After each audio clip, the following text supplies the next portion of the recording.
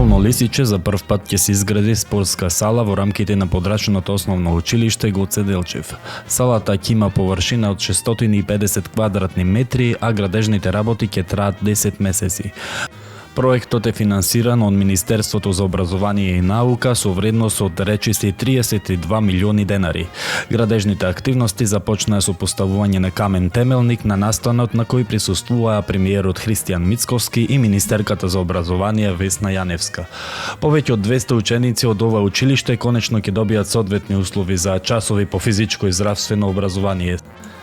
Салата ќе може да се користи и од жителите на Долно Лисиче кои досега за спортски активности мораа да патуваат до други населби.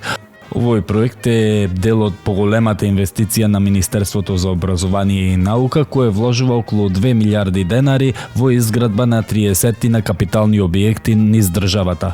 Општина Аеродром истакна дека ваквите проекти се клучни за создавање подобри услови за развој на младите и за унапредување на квалитетот на животот на граѓаните.